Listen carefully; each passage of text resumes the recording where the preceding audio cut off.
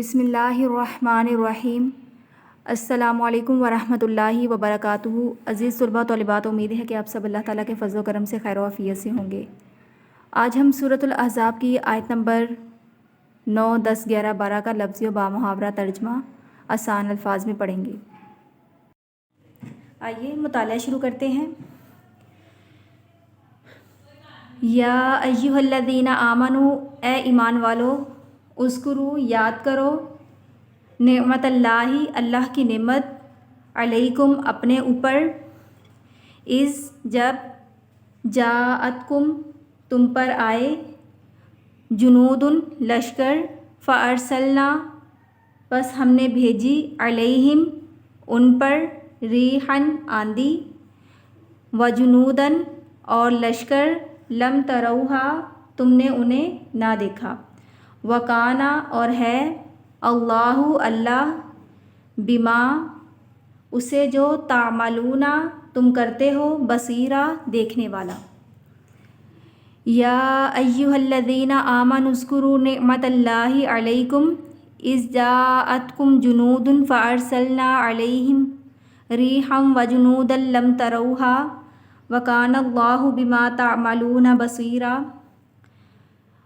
مومنو، خدا کی اس مہربانی کو یاد کرو جو اس نے تم پر اس وقت کی جب فوجیں تم پر حملہ کرنے کو آئیں، تو ہم نے ان پر ہوا بھیجی اور ایسے لشکر نازل کیے جن کو تم نہیں دیکھ سکتے تھے، اور جو کام تم کرتے ہو خدا ان کو دیکھ رہا ہے۔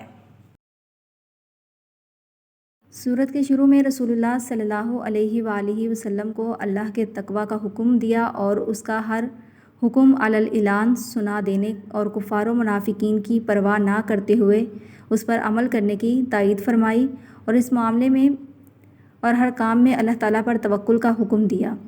اللہ تعالیٰ کے تقویٰ اور اس پر توکل کی صورت میں اس کے کافی ہو جانے کی دلیل کے طور پر جنگ احزاب میں مسلمانوں کو اپنی نصرت کی نعمت یاد دلائی۔ یہ جنگ مسلمانوں کو پیش آنے والی تمام جنگوں سے زیادہ خوفناک تھی۔ اس میں بتایا کہ جب اللہ کے فرما بردار بندے صرف اللہ پر توکل کرتے ہیں تو وہ ایسے لشکروں کے ساتھ ان کی مدد کرتا ہے جو نظر بھی نہیں آتے۔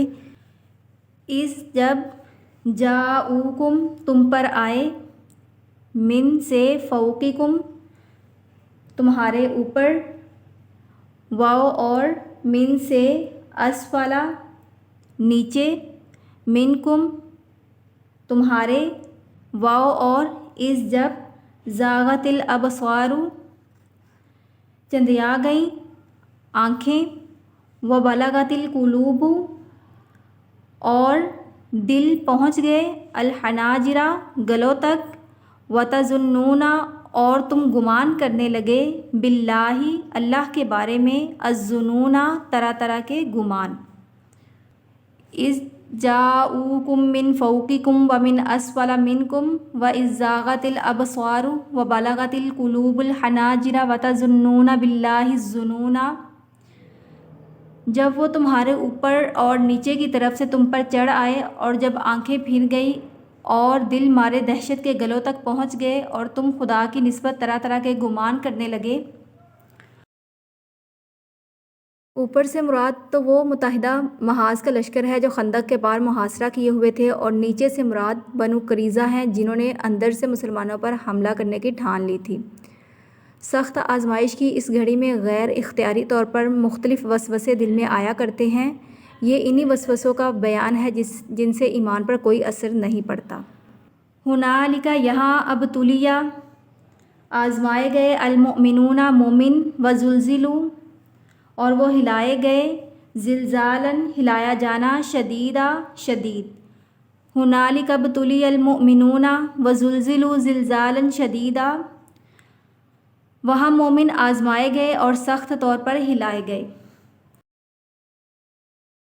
ایمان لانے والوں سے مراد یہاں وہ سب لوگ ہیں جنہوں نے محمد صلی اللہ علیہ وآلہ وسلم کو اللہ کا رسول مان کر اپنے آپ کو حضرت محمد صلی اللہ علیہ وآلہ وسلم کے پیروکاروں میں شامل کیا تھا۔ واو، اور، اذ، جب، یقولو، کہنے لگے، المنافقون، منافق، والذین، اور وہ لوگ، فی، میں، قلوبہم، ان کے دلوں، مرض، بیماری، ما وعدنا جو وعدہ ہم سے کیا اللہ نے ورسولہ اور اس کے رسول نے الا غرورا محض دھوکہ تھا۔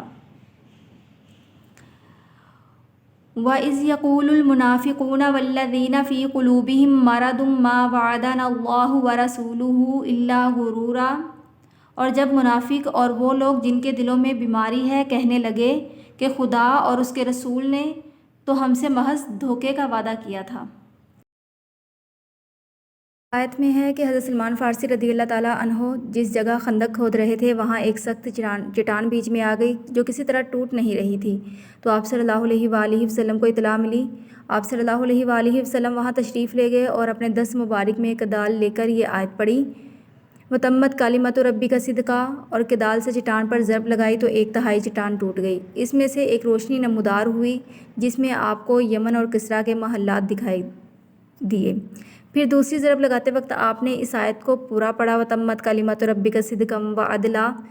اس پر چٹان کا ایک حصہ ٹوٹا اور دوبارہ روشنی ظاہر ہوئی جس میں آپ نے روم کے محلات دیکھے۔ پھر تیسری ضرب پر چٹان پوری ٹوٹ گئی۔ اس موقع پر آپ نے فرمایا کہ مجھے یمن، ایران اور روم کے محلات دکھا کر یہ بشارت دی گئی ہے کہ یہ سارے ممالک میری امت کے ہاتھوں فتح ہوں گے۔ منافقین نے یہ سنا تو کہا کہ حالت تو یہ ہے کہ خود اپنے شہر کا بچاؤ کرنے میں مشکل پیش آ رہی ہے اور خواب یہ دیکھے جا رہے ہیں کہ ایران اور روم ہمارے ہاتھوں فتح ہوں گے۔ مفسرین نے فرمایا ہے کہ اس آیت میں منافقین کی اس بات کی طرف اشارہ فرمایا گیا ہے۔ عزیز طلباء و طالبات، آپ نے سورۃ الاحزاب کی آیت نمبر 9، 10، 11، 12 کو اچھے سے ذہن نشین کرنا ہے، دعاؤں میں یاد رکھیے گا۔ اللہ حافظ۔